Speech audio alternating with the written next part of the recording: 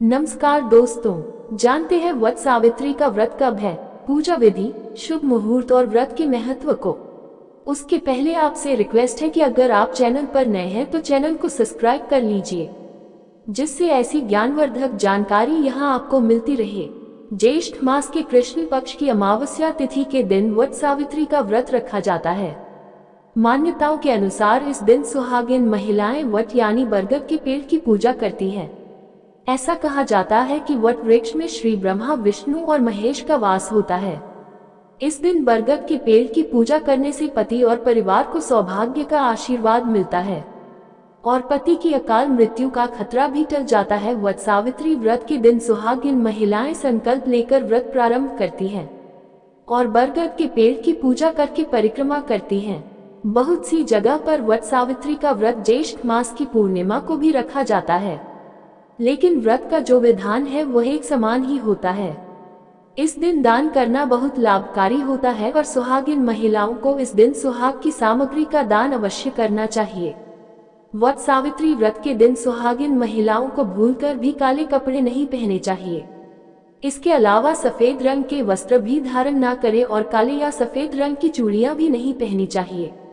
वट सावित्री व्रत देवी सावित्री के नाम से रखा जाता है। ऐसी मान्यता है कि देवी सावित्री ने अपने पति सत्यवान के प्राणों को लौटाने के लिए यमराज जी से प्रार्थना की थी। देवी सावित्री के पति व्रत को देखकर यमराज जी ने प्रसन्न होकर उन्हें अखंड सौभाग्यवती होने का आशीर्वाद देकर उनके पति को पुनर्जीवन प्रदान किया।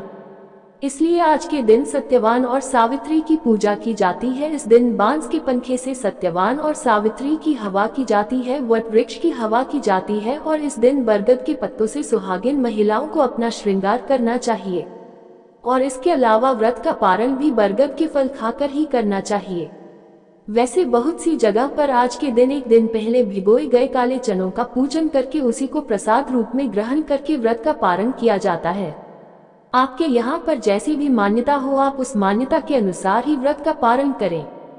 जो भी माताएं बहनें पहले से ही वट सावित्री का व्रत करती आ रही हैं, अगर उन्हें इस बार व्रत वाले दिन पीरियड्स हो जाते हैं तो ऐसी अवस्था में आप व्रत जरूर रखें, लेकिन खुद से पूजा ना करें और इस दिन की पूजा आप अपने पति या फिर अपने परिवार की किसी सुहागिन महिला से करवा सकते हैं।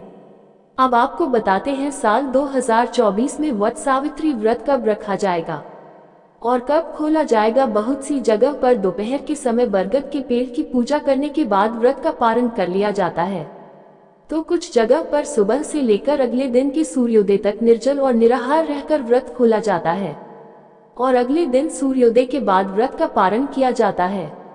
वैसे तो इस दिन वट वृक्ष की पूजा की जाती है। वट यानी बरगद का पेड़ यदि आसपास ना हो तो ऐसे में आप बरगद के पेड़ की टहनी को लाकर घर में किसी गमले में रोपकर भी पूजा कर सकते हैं, लेकिन सबसे ज्यादा सही यही होता है कि आप आसपास चाहे कितनी भी मेहनत क्यों ना करनी पड़े, आपको ज्यादा दूर ही क्यों ना जाना पड़े, आपको किसी प्राचीन वट वृक्ष की ही पूजा करके अपना उपवास खोलना चाहिए। इस बार ज्येष्ठ अमावस्या की तिथि प्रारंभ होगी 5 जून बुधवार की शाम 7:56 से और समाप्त होगी 6 जून गुरुवार की शाम 6:07 पर। दक्षिण भारत में ज्येष्ठ अमावस्या को शनि जयंती के रूप में भी मनाया जाता है। सुहागिन महिलाओं को आज के दिन शनिदेव की पूजा भी करनी चाहिए।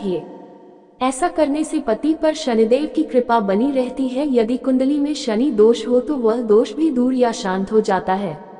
इस बार 6 जून गुरुवार को ज्येष्ठ अमावस्या रहेगी और इसी दिन वट सावित्री व्रत रखा जाएगा। वट वृक्ष की पूजा आज के दिन के समय की जाती है। ऐसे में वट सावित्री व्रत की पूजा का जो शुभ मुहूर्त है वह सुबह 10:36 से दोपहर 2:04 तक रहेगा। जिन लोगों के यहाँ भी दोपहर के समय पूजा करके उपवास खोल लिया जाता है तो वो लोग इस समय के बाद से कभी भी उपवास खोल सकते हैं। और अगर आपके यहाँ पर अगले दिन सूर्योदय के बाद व्रत का पारण किया जाता है तो ऐसे में आप 7 जून शुक्रवार को सूर्योदय होने के बाद यानी सुबह 5:04 के बाद से अपना उपवास खोल सकते हैं। वट सावित्री व्रत में मीठे पूरी का भोग बरगद के पेड़ को लगाया जाता है। इस दिन 108 परिक्रमा की जाती है और कच्चा सूत बांधा जाता है। इस बारे में विस्तार पूर्वक जानने के लिए आप हमारे चैनल पर आगे आने वाली वीडियो को जरूर देखिएगा। उम्मीद है जानकारी आपको अच्छी लगी होगी। वीडियो पसंद आए हो तो वीडियो को लाइक करके चैनल को जरूर सब्सक्राइब कर लीजिएगा।